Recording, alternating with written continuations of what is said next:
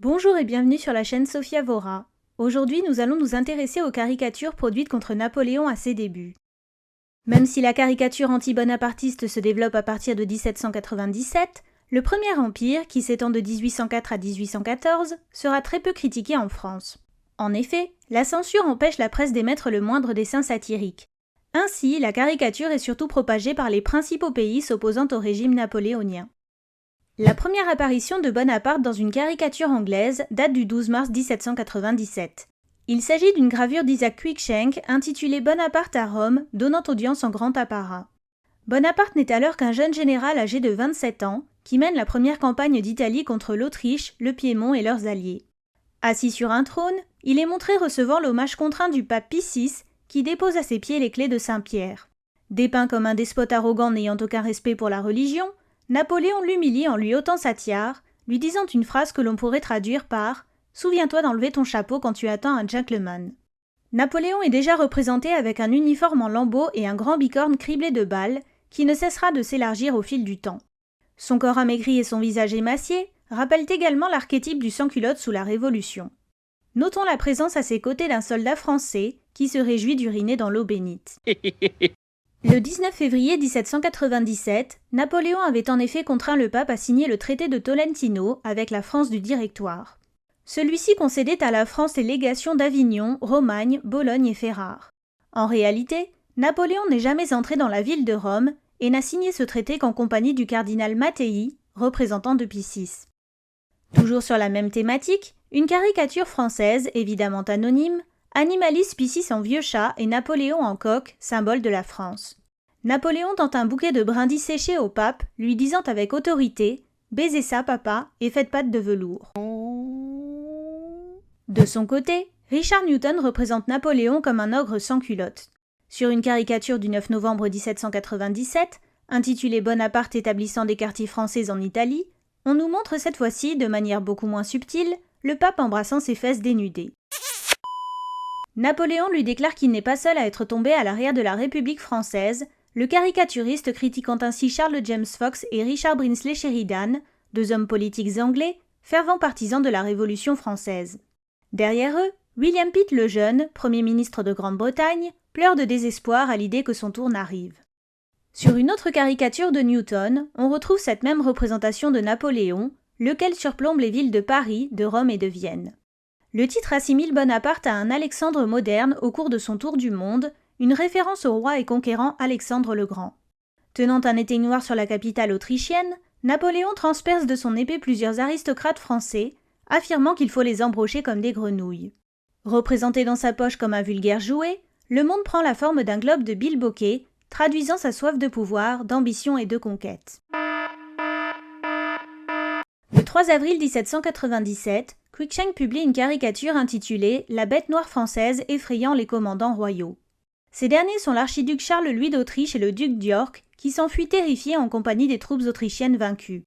Sa tête surdimensionnée s'opposant à son corps squelettique, Napoléon est représenté comme un monstre chevauchant un dragon, dont le souffle exhale des troupes de soldats. Notons à gauche la présence du pape Pie VI, écrasé par le dragon et se plaignant que Napoléon ne lui rende vraiment aucun hommage. Il est où le respect ? Le 18 octobre 1797, le traité de Campo Formio, signé entre Napoléon et l'Autriche, met fin à la guerre franco-autrichienne. Le 26 octobre, le Directoire décide de constituer une armée dite d'Angleterre, placée sous le commandement de Bonaparte et visant l'invasion de la Grande-Bretagne. Napoléon renonce finalement à ce projet au profit de l'Orient et de l'expédition d'Égypte, soulignant le manque de maîtrise de la mer par les hommes et les risques élevés d'une opération vouée à l'échec. En février 1798, Cruikshank publie une caricature scatologique se moquant du projet d'invasion. On y voit lui Alexandre Berthier, alors chef d'état-major des armées de Napoléon, encourager ce dernier à manger des pois cassés placés dans son bicorne. Le but est qu'il produise des flatulences et fasse lever un vent favorable à l'invasion de la Grande-Bretagne, permettant aux navires et à l'artillerie d'arriver sur les côtes anglaises. Alors que Napoléon dit qu'il a peur de ne pouvoir aller jusqu'au bout avec ça, Berthier lui répond que le Directoire leur en accordera un honneur immortel. Le 12 juin 1798, Napoléon fait capituler l'île de Malte avant de remporter la victoire des Pyramides le 21 juillet en Égypte. Le 20 novembre, Guilleret publie cette caricature montrant un marin britannique enjambant un globe terrestre et réglant son compte à Napoléon. Surplombant la Turquie et l'Égypte, Ce dernier est représenté avec un corps décharné, fragile et osseux, face au marin musclé qui le boxe de ses poings, lui casse le nez et lui fait perdre l'équilibre. L'estampe célèbre la victoire navale de l'amiral Nelson au cours de la bataille d'Aboukir, qui a lieu le 1er août 1798 et au cours de laquelle Napoléon perd la majorité de ses vaisseaux. Loser. Le 8 décembre 1798, Guilleret publie une caricature intitulée « Bonaparte apprenant la victoire de Nelson ». Ayant quitté le Caire pour poursuivre en vain le chef mamelouk Ibrahim Bey, Napoléon n'apprend en effet la nouvelle du désastre d'Aboukir que le 14 août, sur le chemin du retour.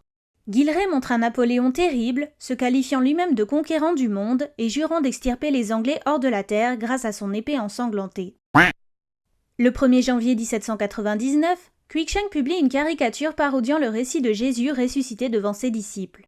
Napoléon y est représenté en fantôme brandissant une épée et menaçant les 5 membres effrayés du Directoire. Il déclame que mourir de sa main n'est que l'effet de leur insatiable soif de conquête, une feuille posée sur leur table indiquant en effet qu'ils l'ont volontairement envoyé en Égypte. La satire repose sur l'idée qu'ils espéraient se débarrasser de lui, temporairement ou définitivement, afin de reconfigurer le gouvernement post-révolutionnaire. Vaincu par l'amiral Nelson, Napoléon est donc montré revenant d'entre les morts pour se venger et les punir à son tour. Tel est prix qu'il croyait prendre. Publiée le 1er septembre 1799, cette caricature de Guilleret montre les puissances alliées s'en prenant à un Napoléon armé de poignards ensanglantés. Le marin britannique le tient, tandis qu'un Hollandais tire le fromage sur lequel il pose son pied, afin de l'en déloger. Un Turc s'apprête à lui couper le nez alors qu'un ours, symbolisant la Russie, aide un hussard autrichien à lui retirer sa botte. Il s'agit d'un jeu de mots avec le titre de l'image, une bouting égalité, bouting signifiant renverser, une bouting faisant référence au fait que l'on ôte la botte de Napoléon. Cette dernière symbolise l'Italie par sa forme, les pièces de monnaie rappelant les spoliations et pillages napoléoniens. Je t'ai volé ton nez. Le 21 novembre 1799, Guilleret publie cette estampe intitulée « Exit liberté à la François » où Bonaparte clôturant la farce d'égalité à Saint-Cloud près de Paris. Cette caricature fait référence au coup d'État du 18 Brumaire, au cours duquel Napoléon prend le pouvoir, aidé par l'abbé Sieyès et par son frère Lucien, lequel présidait le Conseil des 500. Napoléon ordonne à ses grenadiers d'expulser les membres du Conseil des 500, l'une des 2 assemblées législatives du Directoire, qui se trouvait alors à l'Orangerie. Les journées des 9 et 10 novembre marquent ainsi la fin du Directoire et le début du Consulat, Napoléon devenant premier consul. Cette caricature anonyme anglaise représente la même scène dans un autre registre, transformant les membres du Conseil des 500 en grenouilles et Napoléon et ses soldats en crocodiles.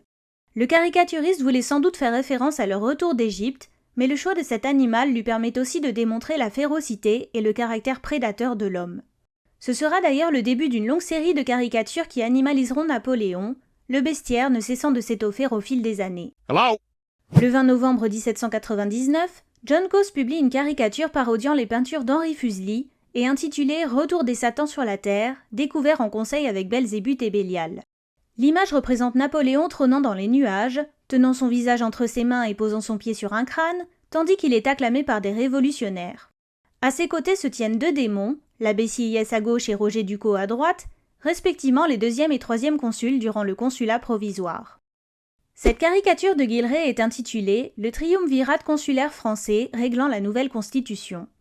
Cambacérès et Lebrun, les 2e et 3e consuls définitifs, sont montrés réfléchissant à la nouvelle constitution, tandis que Napoléon la rédige d'un air décidé. Leurs bicornes sont volontairement surchargées de plumes, celui de Napoléon portant un immense rameau d'olivier. Celui-ci symbolise ses offres de paix réitérées à Georges III, roi de Grande-Bretagne, ainsi qu'à François II, l'empereur d'Autriche, en décembre 1799. À l'arrière-plan, Sieyès ouvre des rideaux révélant une guillotine et divers casiers, sur lesquels sont inscrits les mots « constitution de parade »,« du sang » ou encore de despotisme. Adoptée le 13 décembre, cette constitution instaure finalement le consulat, permettant à Napoléon de s'assurer les pleins pouvoirs dans une démocratie de façade. Parce que c'est notre projet! Le 30 janvier 1800, John Coase publie une caricature montrant Napoléon et ses 2 consuls, tous affublés de plumes d'autruche ridicules, consulter la dépêche faisant suite à leur offre de paix et envoyée par John Bull, un personnage symbolisant l'Angleterre.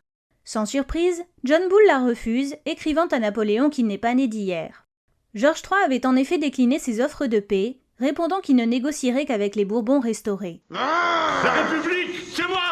Le titre de cette caricature de Guilleret pourrait se traduire par « Les pommes et le crottin de cheval » ou Bonaparte parmi les Golden Pippins. Flottant dans une rivière, ces pommes de variété anglaise représentent la seconde coalition des États européens qui s'opposait à la France révolutionnaire. Le caricaturiste montre que Napoléon, fier de sa prise de pouvoir, se considère comme l'une d'entre elles, alors qu'il est dessiné entouré d'excréments et de crottes, sortant tout droit du fumier d'un cheval. Coucou. Sur cette autre caricature de Guilleret, Bonaparte quitte l'Égypte en laissant derrière lui des soldats français consternés. Pointant son doigt vers le ciel, il montre qu'il les quitte au profit d'un sceptre et d'une couronne impériale, eux-mêmes superposés avec un faisceau de licteurs et une hache, symbole de la Révolution. Une femme incarnant la renommée l'accompagne, tandis que 2 soldats l'attendent pour embarquer, les bras chargés de sacs remplis d'argent. La figure de proue du bateau représente Janus, le dieu aux 2 visages, pour montrer la duplicité de Napoléon. Soulignant l'abandon impitoyable de ses troupes, la légende le qualifie de déserteur de l'armée d'Égypte. Le 23 août 1799, Napoléon impatient s'était en effet embarqué clandestinement à destination de la France, sans même prendre le temps d'attendre le général Kléber, auquel il transmet le commandement de l'armée sous pli cacheté. Pour montrer que Napoléon n'agit que par intérêt personnel, Guilleret s'appuie sur des lettres adressées par Kléber au Directoire, interceptées par les Anglais et publiées dans leurs journaux.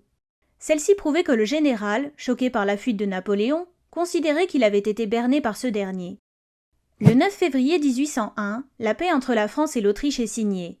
Le 28 mars, le traité de Florence met fin aux hostilités entre la France et le royaume de Naples, alors que le 31 août, les troupes capitulent en Égypte, l'armée française se retirant du pays.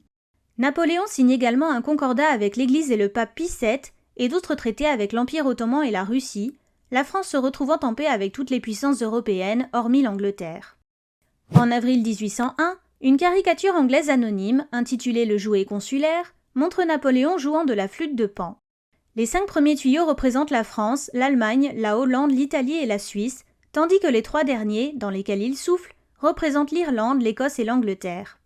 Désespéré, Napoléon s'écrie que ces 3 notes détruisent l'harmonie de tout le reste. Zut, flûte, cacaboudin.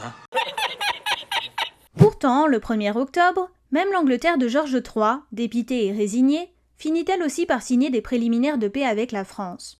Tout comme la majorité des Britanniques, la plupart des caricaturistes fustigent ainsi cette décision, critiquant la faiblesse de William Pitt et de son successeur Henry Addington face à Napoléon. Le 9 janvier 1802, Charles Williams publie une estampe traditionnelle montrant Napoléon sur le point de remporter un jeu d'échecs face au général Charles Cornwallis, lequel s'arrache les cheveux tout en maudissant le premier consul.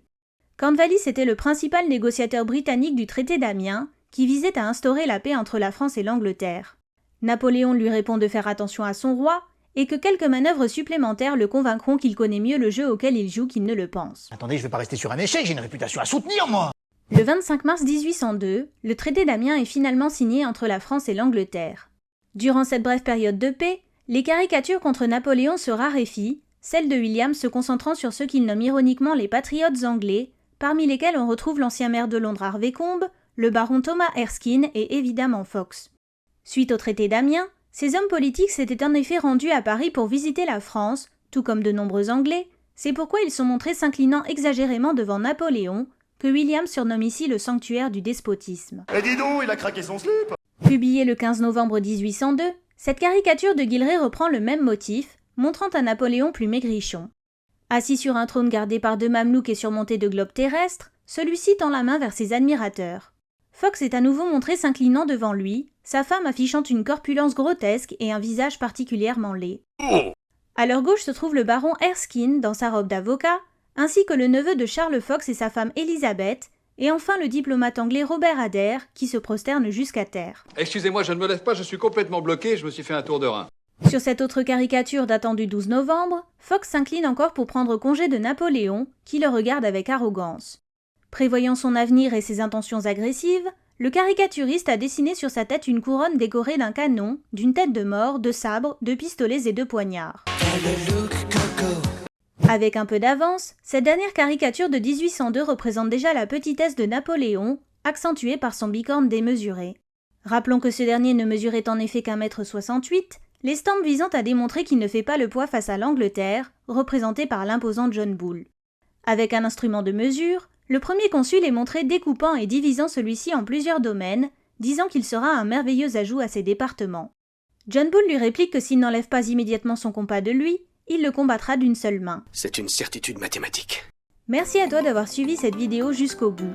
J'espère qu'elle t'a plu et si c'est le cas, n'hésite pas à me le faire savoir en t'abonnant ou en me laissant un petit commentaire de soutien. En attendant, je te dis à la prochaine.